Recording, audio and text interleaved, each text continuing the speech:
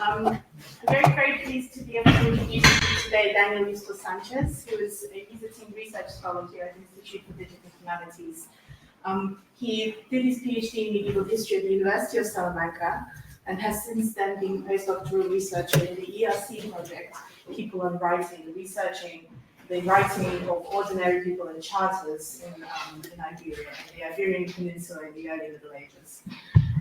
We're very lucky to have him because he is a highly trained and very talented medieval historian who knows how to work in depth with medieval sources and with original sources as well.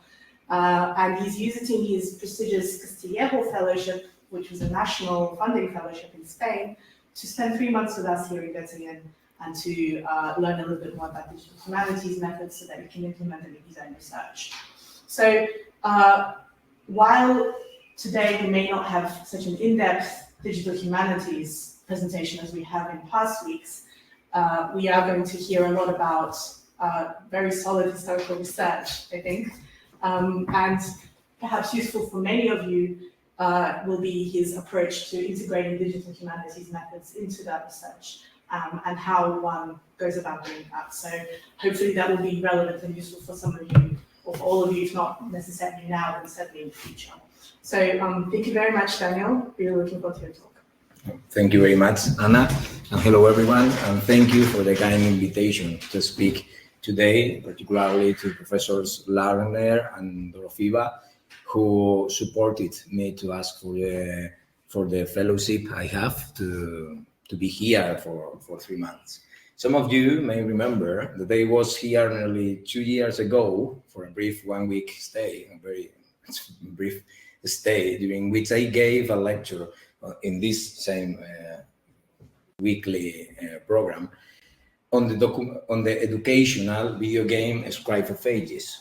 This game is currently used in paleography teaching activities at various institutions, particularly and especially in the University of Salamanca.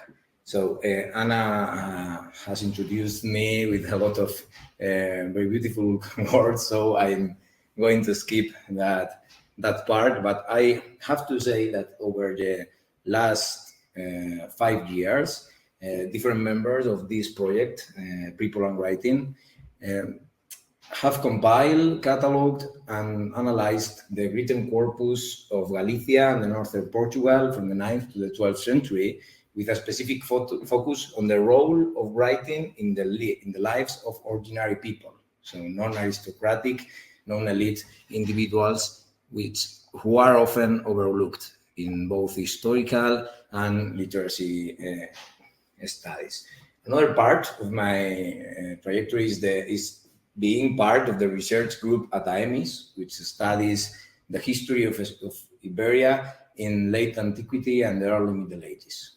Within this group, I have participated in several projects, and the most recent of them is S-Micro, which explores the importance of micropolitics, these projects. These micropolitics are political actions grounded in tradition and local knowledge that highlight the agency of peasants and middling social groups in shaping medieval landscapes, societies, and economies. I'm adding this information because it would be very important to all the case studies I am presenting today. A common thread throughout my research is the use of written sources, as Anna mentioned, from the northwestern Iberian Peninsula. I have worked extensively with medieval charters, but always with different angles, and also considering the different questions and approaches drawn from material culture and archaeology. Broadly speaking, I could describe myself as a medievalist, interested in how territories were perceived, organized, and contested in early medieval northwestern Iberia. My PhD research focused on castles and territorial organization in the Kingdom of Leon, in the northwestern of Iberia, combining written sources with tools like GIS mapping and view sheet analysis.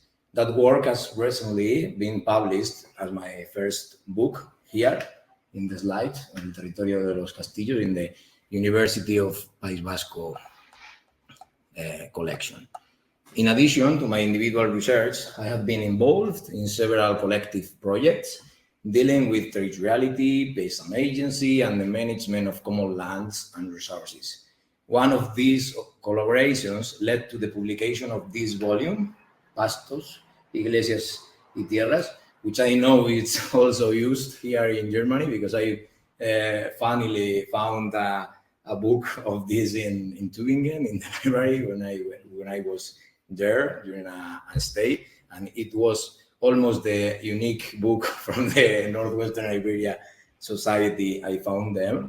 And the collective volume Political Landscape in Late Antiquity and Early Middle Ages, the Iberian Northwest in the context of Southern Europe. I'm not sure how familiar you are with the medieval history. With the medieval history of the Iberian Peninsula, so we have prepared a short introduction to give you a general idea of the political context. To begin, I'd like to show you a very short video and very strange video, just 1 minute long, that visually summarizes what is often referred to as the Reconquista, which is probably the most famous concept of all the medieval Iberia. It's a term that has sparked considerable debate in recent years. So if you want, in the discussion, we can talk more about this concept because it's very interesting to see the particularities. This is the video, like a very simple one, but very illustrative to this general idea that everybody has when it has to do to the Iberian Peninsula in the Middle Ages, until the end of the 9th century, those red Christian states in the north, the very important emirate and then Caliphate of Cordoba in the south, and not before the first half of the 11th century, the Caliphate divided, and all these processes leads to progressive conquest from the north to the south, until the 13th century, when all the Andalusian valleys opened under the new video. The Kingdom of Granada remained until the end of the Middle Ages. So what we see in this kind of narrative is a very simplified vision of Iberian history. A powerful Muslim state in the south,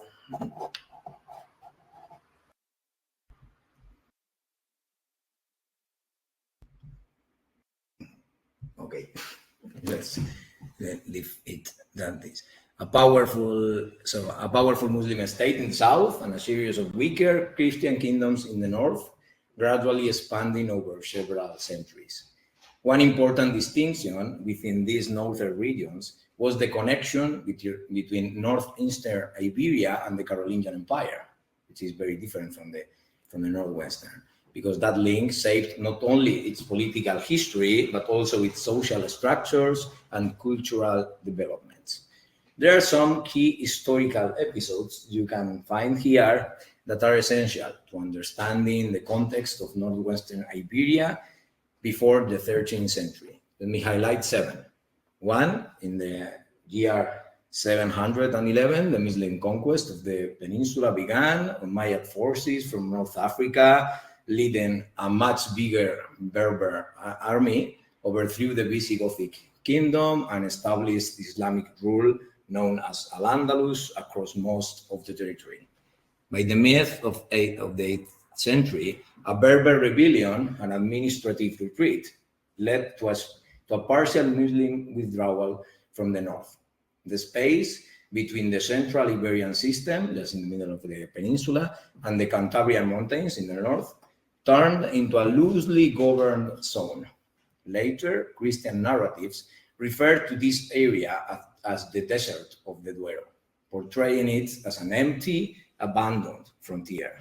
This idea became central to the last century interpretations of Iberian history. Scholars, like the very famous Claudio Sánchez Albornoz, argued that large areas, particularly that Duero Basin, northern Portugal, and parts of Galicia, were depopulated after the conquest and later resettled by Christian pioneers moving south. In this view, the Christian kings of Asturias, León later, intentionally repopulated an empty frontier, heroic image of the Reconquista, which is very, very famous and deeply embedded in public discourse and even in the school textbooks. According to tradition, the so-called Christian resistance began in 722 with the Battle of Covadonga. Whether mythical or not, this moment came to symbolize the origins of Christian kingdoms in the north. Asturias, which would later become León, Castile, Pamplona, which later becomes Navarra, and the Catalan counties, very linked to the Carolingian Empire in later period.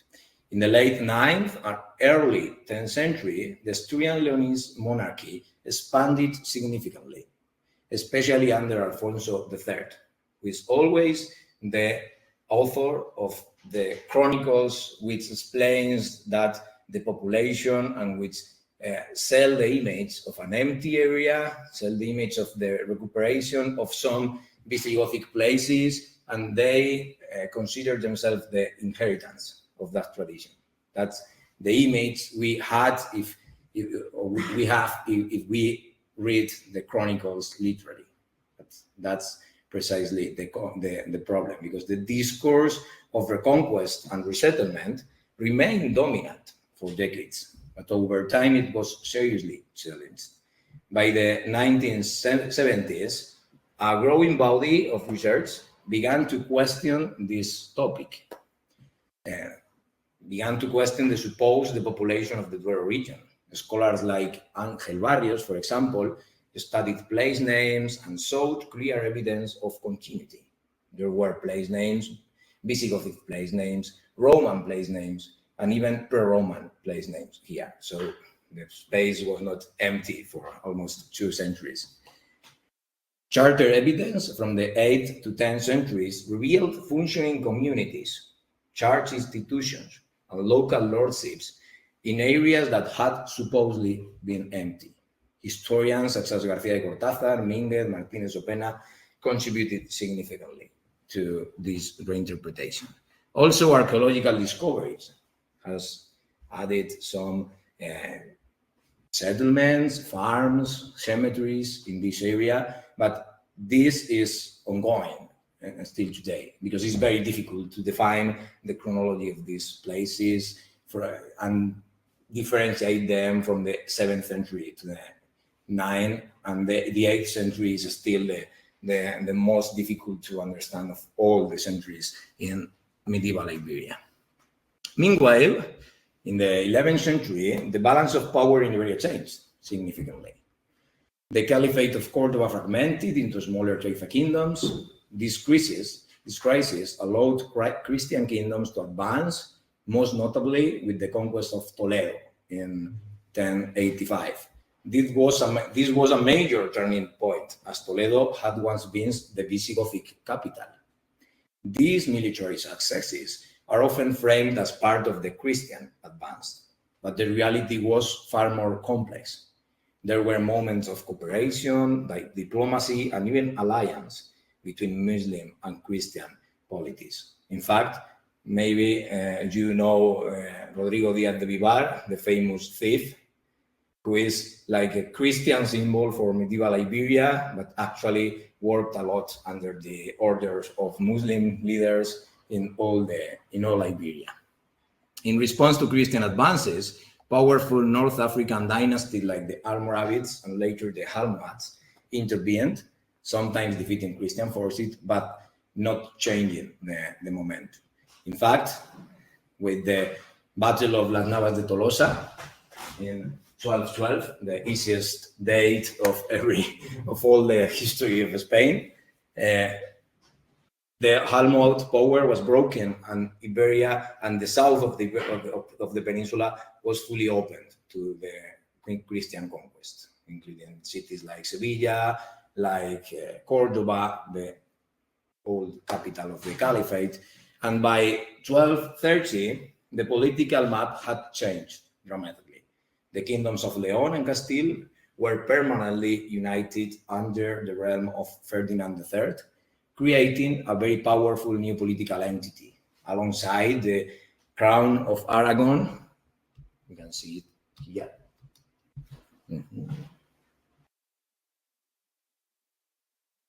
Here we have several maps from the early period and then different maps for the progress.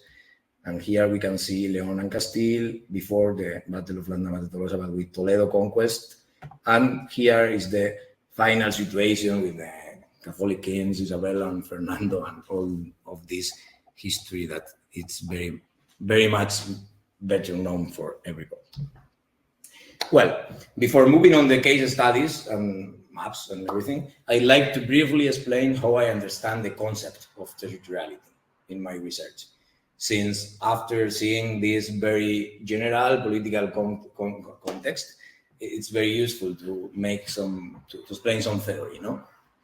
I mainly draw on the ideas of two geographers, Robert Sack and Claude Ruffstein, here on the slide.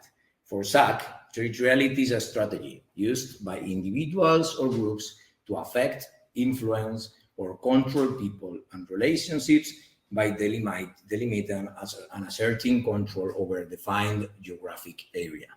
In other words, it's not about instincts like in animals. In animals, territoriality was studied from the early 20th century. There are several research about birds, territoriality, and all of these things. But it's about how human groups intentionally use space as a tool for power, classification, and communication. It involves defining areas, making those boundaries visible to others, and enforcing control within them. He also emphasizes that territoriality is not a fixed feature of societies, but a historical variable strategy. It depends on who is trying to control whom and why. Sometimes it reflects administrative logic imposed from above, but other times it reflects grassroots efforts to organize space according to local needs or traditions. In all cases, territoriality is deeply connected to the exercise of power. Ruffstein adds another layer to this idea. He defines territoriality, and this article is very, very clear, as a historical contingent and socially embedded strategy that operates through written texts and traditions, spatial practices, and institutional frameworks. What matters here is how humans use space, not just to control it, but to produce meaning and autonomy. Territoriality, in this sense, is what gives a structure to everyday life. It's the way in which communities act in a space, interpret it, and make decisions about it, often through mediators, like documents, rituals, institutions, or symbols. Some ideas that have a big depth to other scholars, as Henri Lefebvre and Pierre Bourdieu. Older interpretations conceived early medieval Iberia, in parallel with that idea of the Reconquest, as a frontier society, fundamentally shaped by warfare and the logic of reconquest. What the scholar Helena Louis famously described in her influential article published in Past and Present more than 50 years ago as a society organized for war. In that model, social and territorial structures were seen as relatively simple and dominated by military aims. Today, however, we approach territoriality as a much more complex and multifaceted concept, involving overlapping jurisdictions, diverse identities, and different scales of organization. The traditional centralized view, associated also with scholars like Claudio Sánchez Albornoz, imagine the Christian kingdoms as highly structured spaces, with formal counties, royal land grants, which were called presuras, defining territoriality from above, available land for settles, and a strong monarchy orchestrating everything. In this framework, territories were drawn and managed in a top-down fashion by kings, counts, bishops, no peasants, no communities. But recent research has revealed a far more intricate mosaic. Medieval territoriality functioned on multiple levels, from small peasant communities defending and managing common lands to regional lords administrating their own manors, from kings delegating royal authority to the aristocracy, in the case of Iberia through the tenencias system, which is the name, to powerful ecclesiastical institutions that ruled over their own lands and people. So when I speak of territoriality in medieval Iberia, I'm referring not just to political control or administrative boundaries, but to the everyday practices, documents, and spatial strategies through which local actors shaped their surroundings. This includes the ways in which monasteries, local communities, and minor lords use charters, boundary makers, and shared spaces to assert their place in the landscape. It's a historically grounded and socially dynamic concept, and it's the core of how I read both charters, written sources, and spatial patterns in GIS.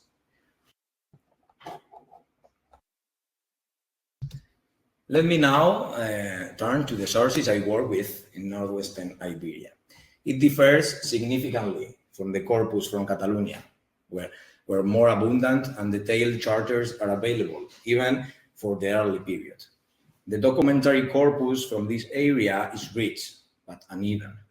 We have an extensive collection of medieval charters, maybe over 8,000 documents from before the 12th century, as well as some chronicles. These include land grants, property sales, court judgments, monastic records, and more. They form a sort of parchment trail that tells us how people describe land, rights, and their surroundings. However, there are also significant geographical gaps. The most striking of these is in the area south of the Duero River. For this region, where, for example, there is Salamanca or Avila, where I was born, for this region, we have almost no documents prior to the late 11th century, except for what survives from the Portugal side. This absence is gradually being addressed by archaeological research, but it still poses a challenge when we focus on written sources. The main reason for this documentary void is the lack of monastic or ecclesiastical centers that could produce and preserve charters there. Most of the documents have been edited and published in modern times. So we can see here, for example, the three examples of originals, but they are all published in modern editions. Even this, the Becerro Galicano of San Millán de la Cogolla, chartular written in Caroline, which is accessible online. We have here the famous Becerro Gótico de Sahagún. Sahagún is one of the most important monasteries, was one of the most important monasteries in Iberia, and that's the chartulary that it produced in Visigothic. And here is an example of an original from a monastery of Galicia. These are the different realities we find when we are thinking on written culture in Iberia in this period. Different types of scribes, different languages, because after the 12th century, we start to find something in Old Spanish. We are going to see an example of this later. Now, I'd like to say a few words about the tools and methods I've been using, as well as those I plan to incorporate in the future. My work so far has combined traditional historical approaches, close reading of text, critical comparison of sources, the typical historical work, with a spatial analysis using GIS. As I mentioned earlier, This has been my primary digital humanities tool, actually. It allows not only for the visualization of information in maps, but also spatial analysis. For example, calculating distances, elevations, view sheets. You can see two images here of maps I have created, although I'm not going to explain them in depth, but here is a map I included in a paper about the relationship between monasteries and fortification, which were mentioned to ubicate the monastery. And we can see here how the perception of space from the monastery was much more bigger than from the lower parts of society, because they mentioned to ubicate some monasteries, castles and fortresses longer than 20 kilometers far. So it's very, very, very strange. Looking ahead, I'm here to bring in more computational methods for the project I'm preparing here. One possibility is using Python scripts to conduct textual analysis of the charter corpus, to identify terminology patterns, regional variation, or even to build a more general typology of documents. With thousands of texts to consider, close reading alone has its limits, obviously. And there is real potential in exploring also artificial intelligence tools to assist with this process. I'm also interested in experimenting with natural language processing techniques to identify and categorize terms related to territoriality. Of course, the highly variable and non-standard nature of medieval Latin, as you mentioned one day, poses some serious challenges, but it's a direction worth exploring, I think. Another method I like to test is network analysis, both of people and of places, to try to reconstruct the social and territorial connections that emerge from the documentation. This could reveal hidden patterns and relationships that aren't always visible through qualitative analysis alone. Still, we have to be cautious here. The low density of information in some areas could limit the effectiveness of these techniques unless applied to a specific, well-documented case studies. Ultimately, my goal is not to replace traditional historical methods, but to complement them, to enhance our ability to detect spatial and textual patterns, and to test hypotheses in a more systematic way. For example, one might ask, did royal charters tend to follow a consistent formula when describing territory, or did terminology vary more than we assume? These are questions that digital methods can help us answer with greater precision. If we're moving on to case studies, I think it's useful to outline the main aspects of territoriality that I'm investigating. These are the key features that I look for in the sources, and they help guide my analysis across different types of evidence. The first one is the analysis of the centers of power, which are more related to what we could call territoriality from above. This includes the role of cities, castles, of major villages as centers of administration and authority. For example, building a castle in a frontier zone wasn't just a military action. It was a way to project power, to reshape the mental map of who ruled where. Later on, I'll show some examples of these top-down markers and how they helped define political geography. The second aspect has to do with territorial concept and terminology.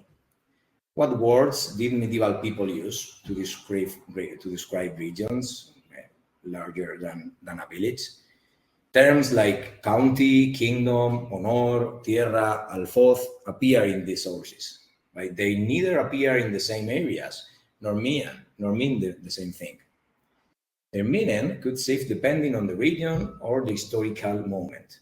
Analyzing these words and how they were used helps us to understand how medieval societies conceived larger spatial units, and also how fluid and locally grounded those ideas could be. The third feature is what we might call the territoriality from below, or the lived experience of territory. This means exploring how ordinary communities and individuals perceived, negotiated, and shaped the land around them. We find documents about boundary walls, agreements between villages, and the use of shared resources like pastures or forests.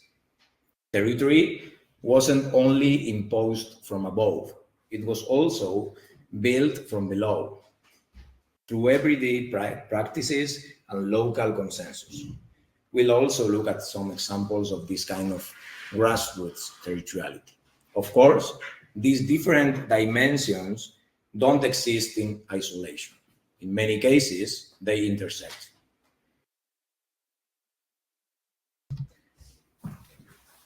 Now, I'd like to focus on one of the lines of research I've worked on, the relationship between territory and centers of power, particularly castles.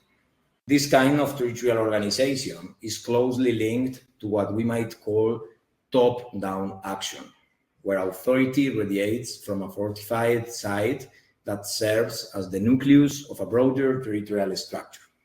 But it is important not to think of this as the only kind of territorial agency operating in these regions. In many cases, these centers coexisted and interacted with other territorial logics at different scales.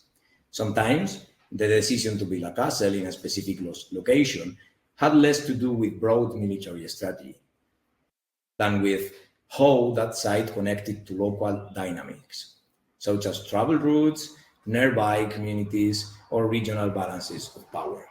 These interscalar relationships are crucial to understand how these landscapes were organized.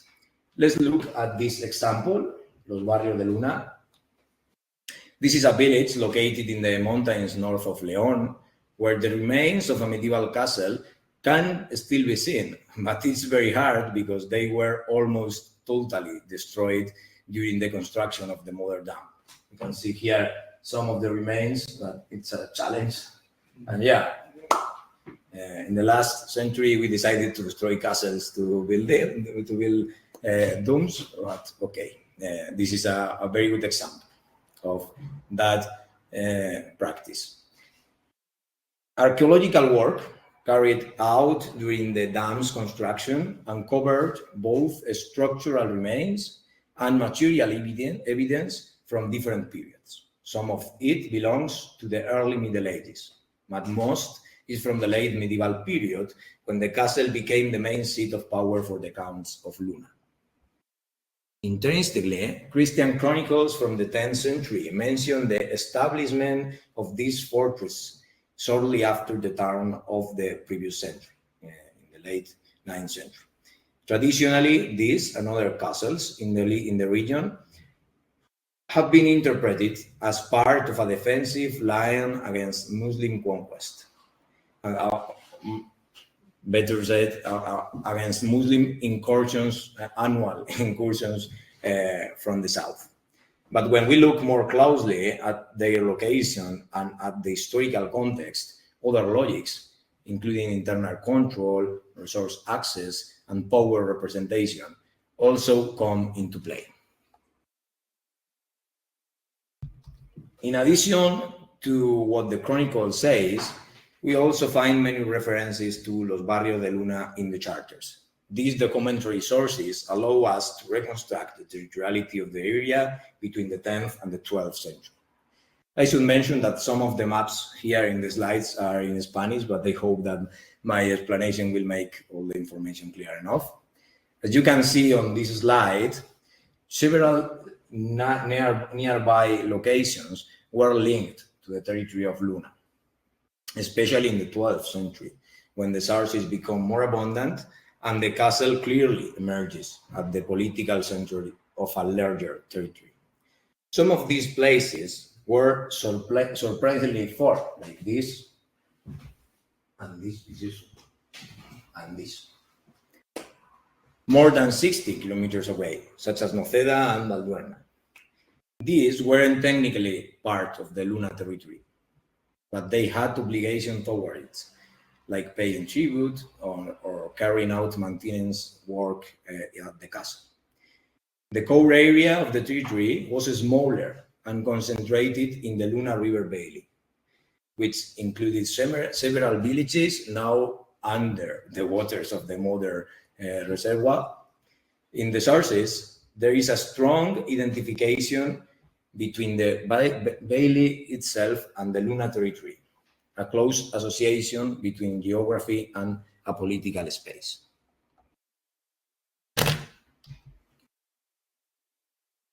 When we combine the documentary data with a viewsheet analysis of the area, we uncover some interesting and even surprising patterns. As I mentioned earlier, the Luna River Valley was the main area where we find settlements and references to the castle and the territory. But this area also turns out to be the most visible and best controlled from the castle itself. What's especially striking is that the visibility from the castle to the southeast, which would have been the main direction of potential Muslim attacks, is actually very limited. This raises questions about the traditional interpretation of the castle as part of a broader defensive frontier. Perhaps instead, its main function was not to guard against distant enemies, but to assert authority and maintain control over the nearby population. This example shows how GIS tools like viewsheet analysis can help us generate new insights. They allow us to test old assumptions about military strategy and territorial control and to produce alternative interpretations that are grounded in spatial data. In this case, GIS helps us better understand the actual scope of power projected by the castle, which might have been more local than part of a broader strategy. If we move to this other case, you can see here the village of Dueñas in the center of the Duero Basin in the north, just 20 kilometers in the south of Palencia. And here is the place where it used to be a castle, but the stones of the late medieval castle were used to construct a channel in the area. So if we move to this area, to the center of the Duero Basin, we come to the territory of Dueñas. This territory.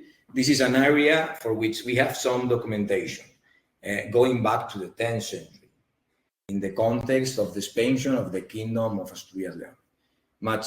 Much of what we know comes from the charters preserved in this monastery, which is now the place where a very big chocolate store nowadays is. This is the monastery of Saint Isidore of Dueñas. Although many of these documents survive only as later copies, they can still provide valuable information when used with caution. Recent research suggests that a castle tied to royal authority was established here in the 10th century, and it became a central node in the process of territorial consolidation. But royal power wasn't the only force shaping this landscape.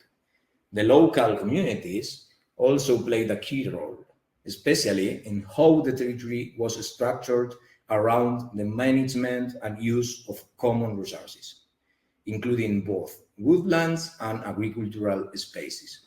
So, once again, we see how top-down power had to interact with and adapt to local dynamics. On the map shown here, you can see some of the key features of this territory, including areas of woodland here. These are the woodlands of Dueñas, and these are the woodlands of the nearby place of Palencia. And also the cultivated plots referred to in the documents as sernas, which are these places with the yellow star in the map. These elements reflect the practical, everyday side of territoriality and the layered nature of how space was organized. Not far from Dueñas lies another castle, this one, Tariego, which this you see it. It's also located in the Cerrato region, which is the name of this area, although it was a less important site than Dueñas. Tariego was closely connected to it, and both together form part of the network of territories that monarchs used to strengthen their presence in the center of the Duero Basin. As shown in the visibility map, the two castles were within visual contact of each other. But the charters from the area tell a familiar story. Just like in Dueñas, we find a territoriality shaped not only by top-down royal control, but also by the management of commons and the adaptation of elite strategies to local realities on the ground. The visibility map also highlights that the main area under control was the bailey between the two castles. This is another place that I'm going to mention now. In addition, I carried out a prominence analysis to evaluate whether the castles were built in the most visible place in the surrounding landscape.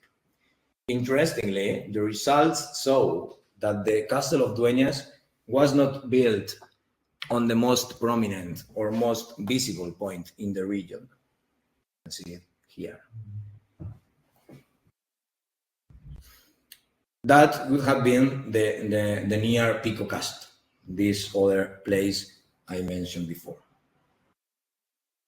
But if we compare take the image of these differences, different views it. Now we have some explanation. The actual site of the castle offered control over the central valley, like the other two. Here, from this place and from this place, there are similarities in the control of the central bailey. But Dueñas, the place where the castle was decided to build, controlled also two smaller adjacent bailies with crucial grazier spaces for people. One to the east, and this to the one to the west, and this to the east. Once again, this points to the complexity of medieval territoriality and shows that broad top-down explanations, such as assuming all castles were part of a continuous frontier line, but also assuming that castles are built in the place which control the more distance, often fall short.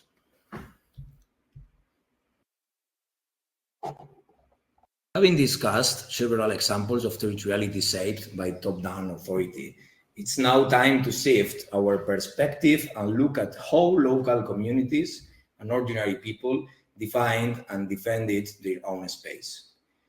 One particular vivid type of document is the boundary charter, a legal record where neighbors describe and agree upon the limits between their lands.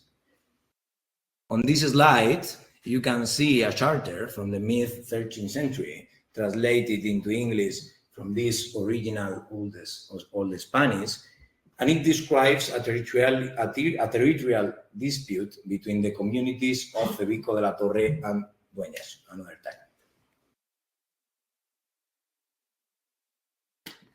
They were at loggerheads over the demarcations of the boundaries, as the people of Dueñas accused those from Cevico of trespassing on their commons, particularly the montes, the woodlands.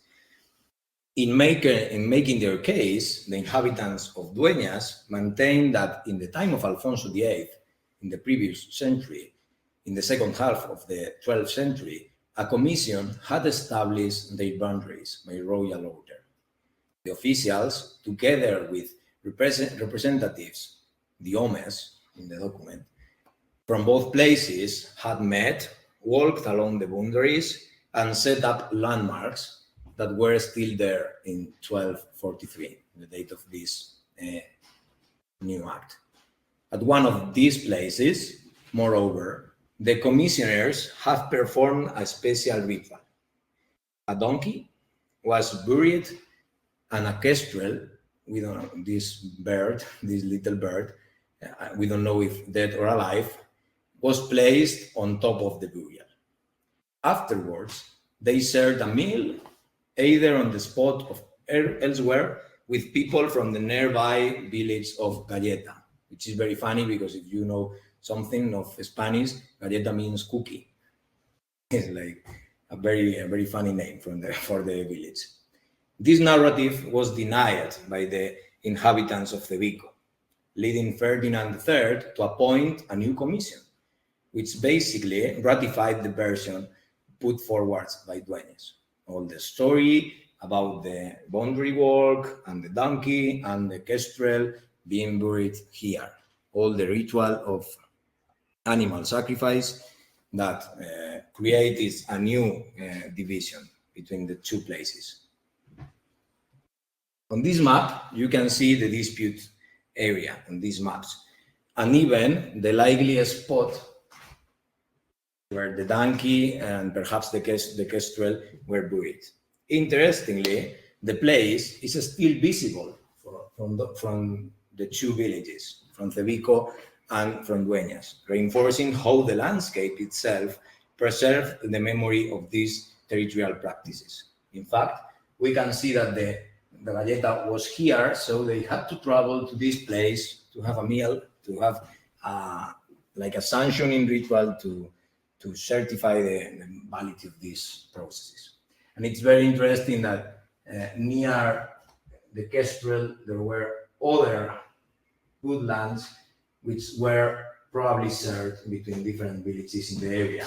And these, which are the limits of nowadays terminality, are very interesting to be compared with this. Because nowadays, if we go to the Iberpeaks, to the Spanish visor of geography, we can find that almost 700 years after, there is a place called El Cernical, the kestrel in Spanish.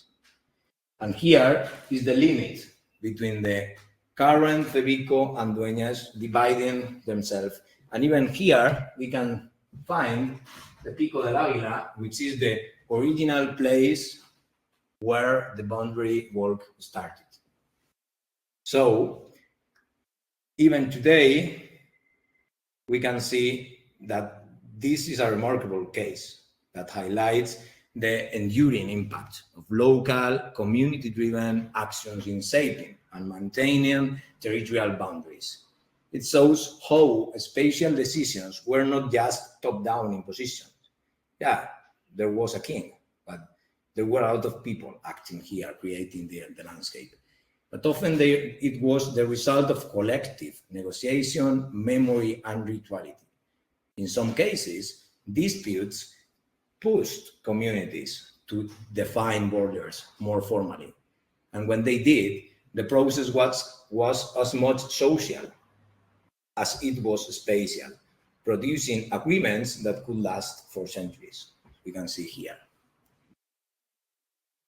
So these were my case studies, and now I want to talk you.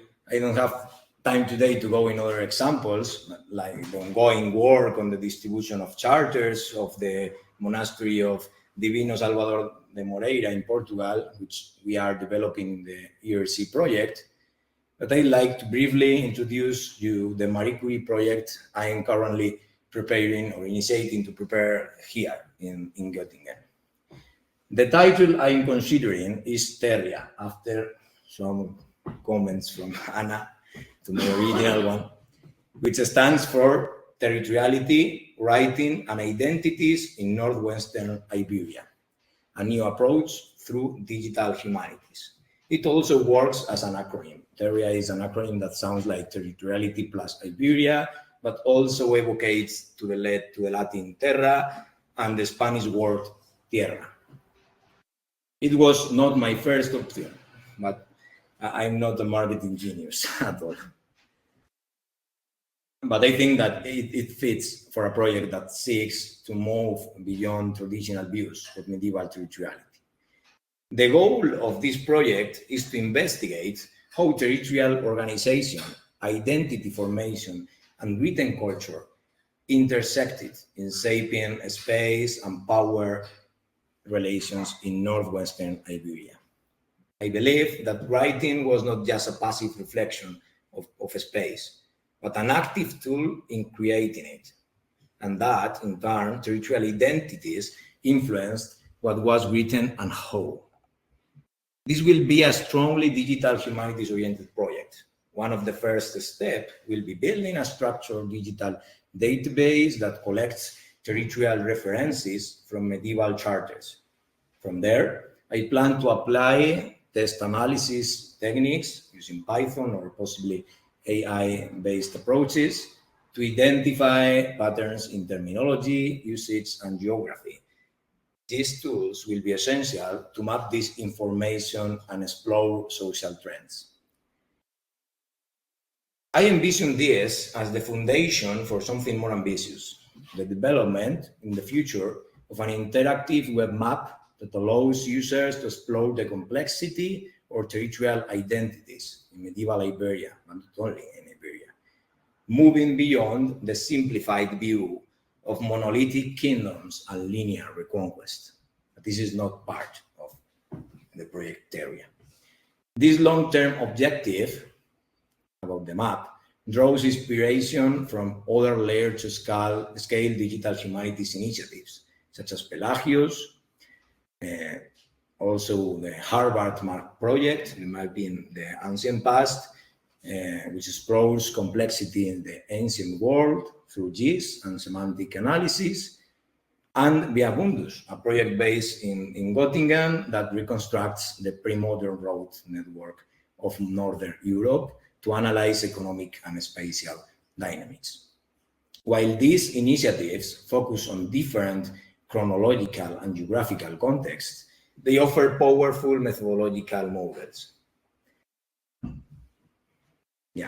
Theoria seeks to adapt and extend their core principles, such as spatial temporal layering, linked open data, and interactive user engagement, to address the specific challenge and richness of the medieval Iberian charter corpus. Rather, the Marie Curie project is meant to provide the necessary groundwork, the data, the methodological tools, and the analytical framework to make such a visualization project feasible in the long run. It's a step forward in combining theoretical innovation with digital methodologies to better understand how people, power, and places were connected in the past. This project will deepen the kind of analysis I presented today. It aims to show how the combination of new questions and new tools can reshape our understanding of medieval territoriality, and how this knowledge can be shared with broader audiences in more accessible and dynamic ways. To conclude, the exploration of territoriality, identity, and written culture in medieval Iberia shows how powerful it can be to combine new perspectives with new tools. By moving beyond old simplistic models and embracing the complexity revealed in charters and local practices, we can reach a much richer understanding of how medieval people conceived, organized, and lived in the world. Territoriality in medieval Iberia wasn't monolithic. It was a layered, dynamic process shaped by royal initiatives and ecclesiastical power and lay aristocracy, but also by local traditions, communities, and negotiation. Its mountain valley or riverside plain had its own story, and those stories, taken together, wove the fabric of kingdoms. The charters and texts that have reached us are windows into that world. They reflect not just the ideal and intentions of rulers, but also the agency of local communities and individuals. Through them, we gain insight in how identities, local, regional, institutional, were formed and expressed. Writing, in this sense, was not just descriptive, it was constructive and constitutive. It shaped territorial imaginaries as much as it recorded them. What digital tools allow us to do now is approach this complexity at scale. GIS, spatial analysis, language processing, all of these methods help us visualize and analyze patterns that would otherwise be hard to detect. For example, mapping can reveal unexpected spatial relationships between political centers and peripheral communities. Text mining can identify shifts in terminology that reflect changing identities or legal frameworks. In the end, what this approach offers is not just more data, but a deeper, more nuanced appreciation of how territory was imagined, used, and contested in the Middle Ages. Where earlier historians saw a stark military frontier, we now see networks of cooperation and contestation. Where they saw rigid feudal categories, we now find plural and overlapping layers of meaning. This blend of medieval history and digital humanities invites us to revisit old questions with fresh eyes and to uncover the textures of a world that was, in many ways, as complex as ours. Thank you very much for your attention.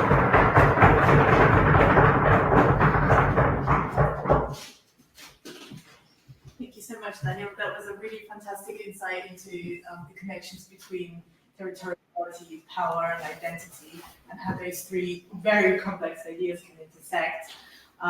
Questions? Yeah, thank you, Daniel. So the first, it really looks like a good proposal. And with the structure you showed us, it looks really like a typical structure for those proposals. But I'm not quite sure if I understood you correctly in terms of, let's say, the broadness of your research. So on the one hand, you're looking at territories of kingdoms, right, on a larger scale, and on the other, you're looking on a smaller scale on certain landscapes. Is that right? Understood that correctly? Yeah, but more focus on the smaller structures. Yeah. Okay, so very good. That means, and that is my question, which is really, to say, interests me since years, is how to visualize ideas that go beyond borders. So territory is normally structured through borders, but the perception of landscape, the perception of how social structures work doesn't fit into this system of borders. And that is what your concept of territory really makes it interesting.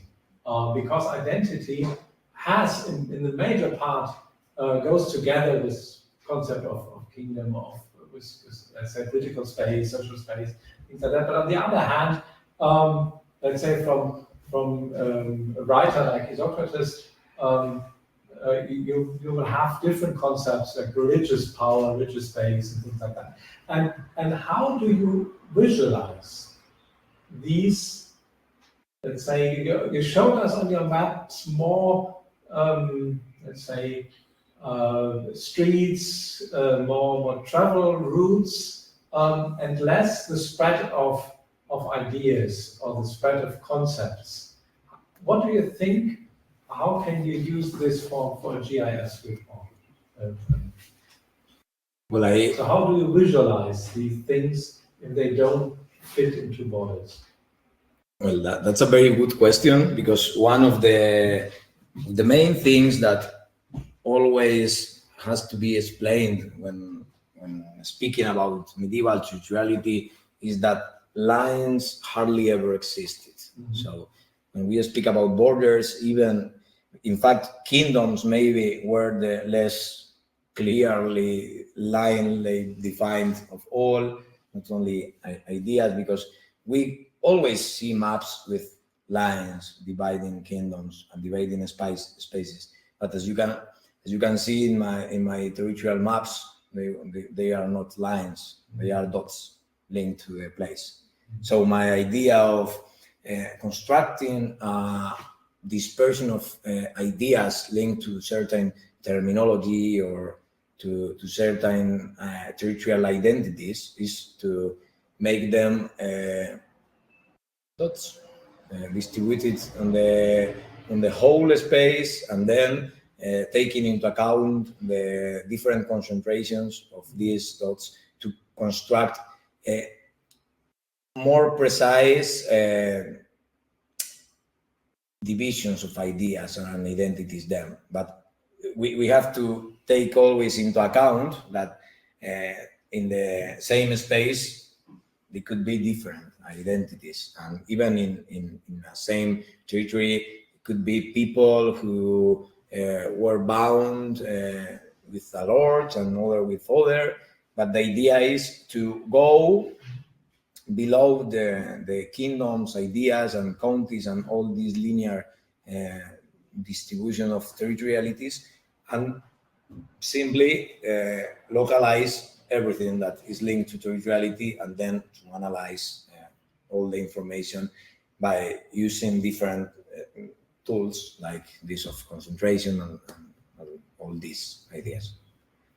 Presumably what you then see is a kind of layers overlapping over each other depending on what's going on in different places, and then those layers shift over time depending on shifts in new monasteries or changes in those points that you're talking about. Yeah, and it depends on the quality of the information. I think there are this is not a period like nowadays that we can analyze by combining dots, even the neighborhoods who votes more a party or another.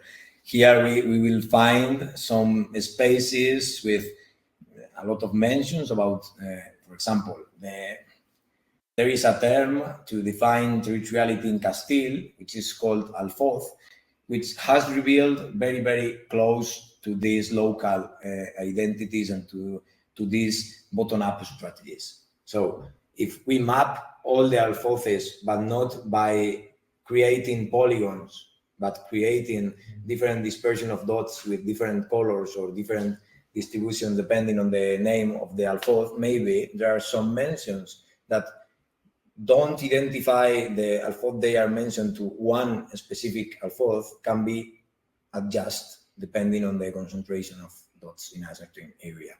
Of course, it's not, I think it's harder than, for example, localize all the churches in Iberia, which is very hard, but at least they used to appear with a name, and they usually are more or less easy to differentiate one from another. But here we speak about different layers of boundings between people and territorialities that goes below all the idea of the kingdoms, which actually didn't work at all in daily life. Thank you so much. It was really, really interesting. I mean, we talked about this. It was so great just to hear this whole talk and now understand better what you're doing. And this concept of this open map, where you can, where you have the user kind of construct a specific view. I absolutely love this. And I thought about, these concepts of the territory as from top to bottom, things like that. You said you want to use network analysis, something like that. And I was thinking, because you can often linking these ideas, these concepts of these constructions, hierarchies, to put them on the map is how do I say it? It's you. It seems like there's you know everything. You know, as soon as you put it on the map, when you see it, you always think, now I know exactly what is happening. And maybe combining this in a sense that you first have like this hierarchy, the idea of a specific kingdom, and then maybe linking it on a map, just to have maybe more than just the visualization, but to you know, have some other form of visualization also, just to make that the user has a sense of this complex aspect and how these things are constructed. Maybe something like that would be great. But I do want to look at the data now, and yeah. So Hannah, do you mean just to like distinguish between the general idea of what a kingdom might have looked like with the new aspects that Daniel's research would be bringing to that? Is that what you mean? No. I mean this specific. I mean, you have in this charters. I mean, I work with charters. You have this idea of, for example, with this castle, there comes also a village, and in this village there are certain people that live there, and you do not necessarily know where which is located, but you know that it's near this castle. So this is hard because you know the castle, you know people and places that have to be there somewhere. So you have this hierarchy, but you cannot pinpoint it on that. Yeah. And a lot of these questions with what is visible or what resources with grassroots communities do they have, like this is really hard to do. It's really hard to do. And I was thinking if at some point it would be kind of a good thing to break from this map, just for us to have the opportunity for the user to break from the map and just have the concepts. I don't know, maybe. Well, I think that's a very good idea, and a very good suggestion, because obviously my idea of this map is very vague nowadays, but I don't know if you have played Total War or Crusader Kings or all these games in which maps are very, very much similar to Google Maps than a typical map. And my idea is why people who studied history not only at the university but also in the school has to look at maps in the books and online and see only different kingdoms or cities, and they can't navigate through the map reading some information about all that you explained. Maybe can be added as a round point or a round zone and some information about that, and it may be more similar to a video game than to a real history lesson, but it's a history lesson. If you go, for example, to this map created by Harvard, you can understand complex processes by only seeing the routes. For example, they followed to go on the crusade or all these things. And if you combine different layers, you have more complex ideas than if you only have the maps in specialized publications with all the information. But obviously, one of the biggest challenges of working with this kind of material is that we don't have the same information for every place. And we have a lot of information confusing or not exact, but we can express that complexity that we sense as historians also to society, and not simplify all in a way that became an unreal image. If I saw the Iberian Peninsula as a structure of counties, that structure maybe can work better to the Carolingian Empire, but I don't think so neither. So, but here in the Iberian Peninsula, you find a lot of complexity in territoriality, which is much more similar to the identities complexities everybody feel, and that's a real thing. If people in medieval Iberia was more bound to the bailey they live than to the kingdom, that's idea we everybody know. Everybody know that, but we can't see this on a certain online place on the internet, no? And the idea is to give the people, the public, this complexity in an easy way to access that. And obviously with references, information, additional notes, and all this. But if everybody can work and live with Google Maps, why we don't have a Google Maps of the 17th century?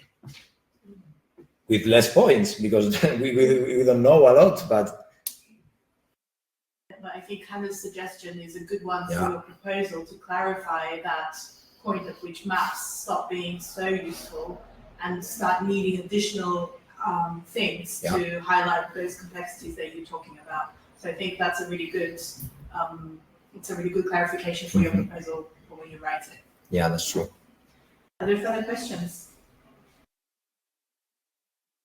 Yes. How good are your archaeological sources? So I think it seems to me that there are three works to be done. The one is the text corpus and the clarification of ideas, of concepts of territoriality, and that could not be easily mapped to visualization on a map. The second is what you do with this view spread thing that is very promising. If you think, for example, for late Roman Constantine concepts of putting castles directly in a row to, let's say, mark the territory, and here that is obviously different from that. The second work seems to be very promising in, let's say, mark territory, clarify the idea of, let's say, you said that top-down relationship to the landscape.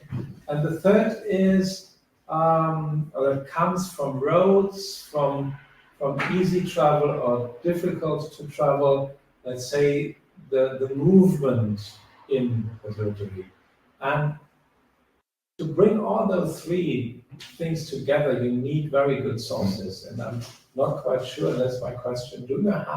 Is this so good research that you have all those data? Or is it that you only concentrate on some case studies where the data is good enough? And are they fitting together? So let's say, do you have textual sources from the same place that you have the archaeological sources? So how do you combine this problematic thing of sources?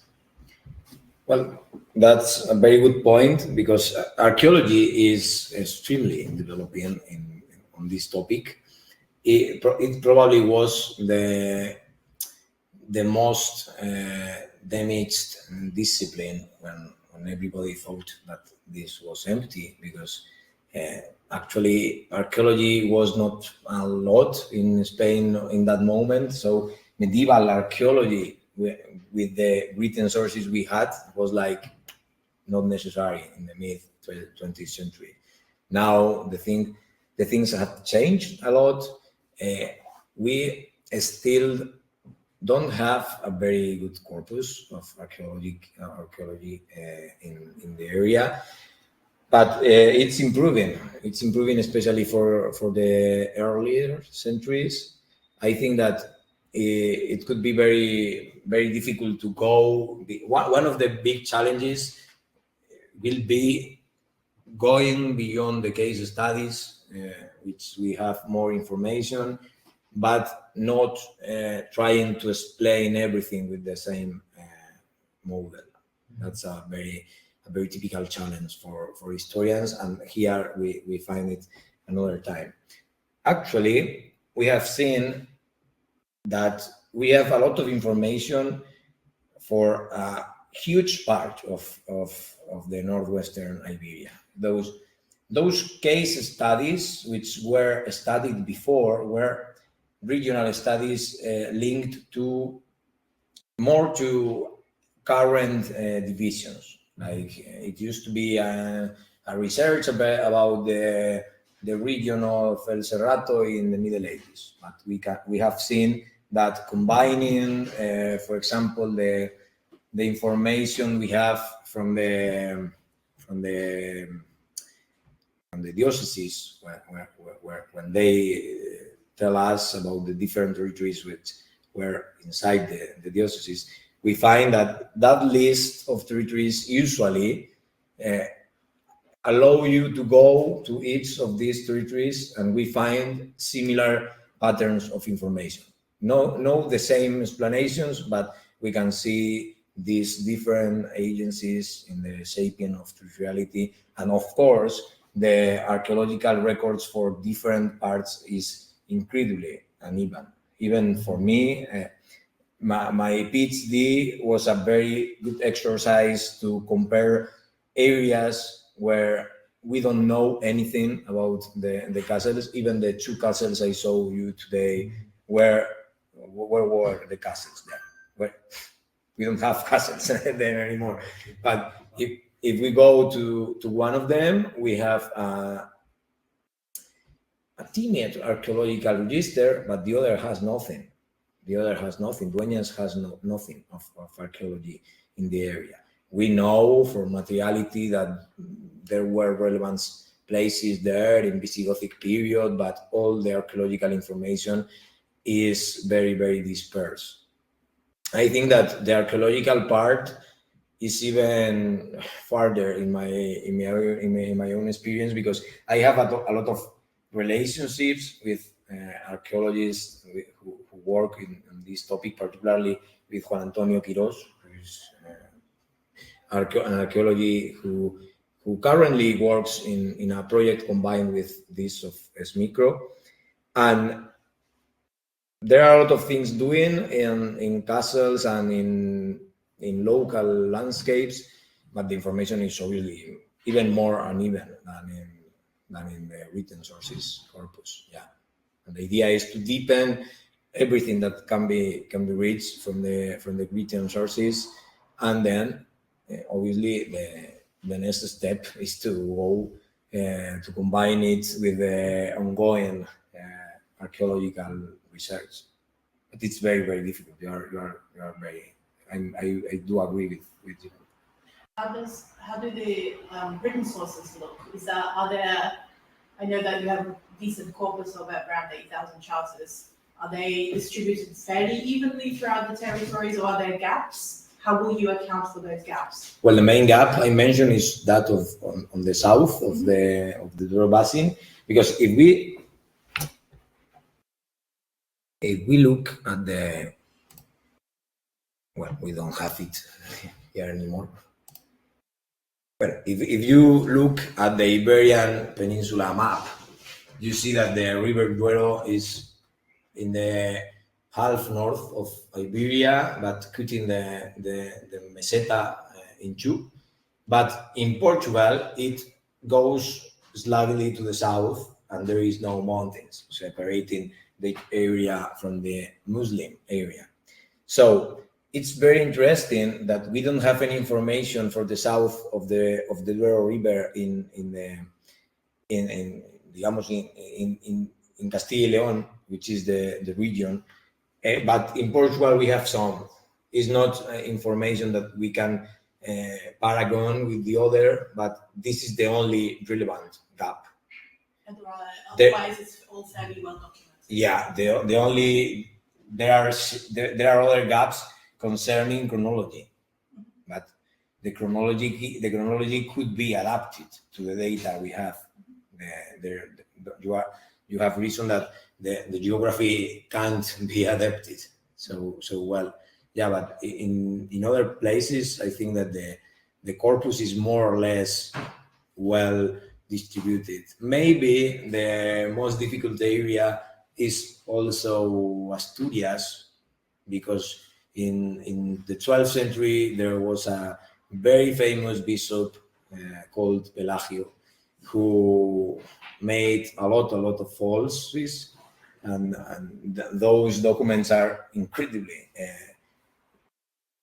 difficult to work with. So when we speak about the northwestern Iberia, even almost we are talking about the kingdom of Asturias, León, but actually almost nobody investigates Asturias, because before the 12th century, the information is very modified. There are people who study Asturias, but it's by far the area I know the least. But Galicia, León, Castile, and northern Portugal have documentation and information enough for long lives. That's a rare situation in the Middle Ages to have that much documentation.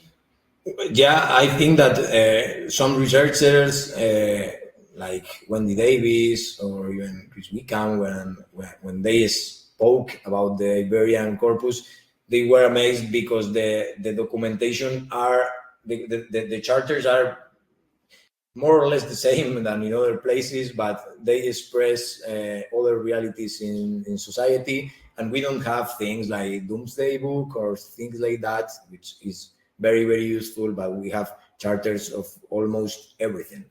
In fact, there are some monasteries which have charters about daily disputes between neighbors, raping, all kind of things, actually. Questions? Well, I think this is a good moment for us to adjourn and over some drinks and some food, keep discussing these really interesting topics further. Thank you very much again to Daniel for your presentation today. Thank you.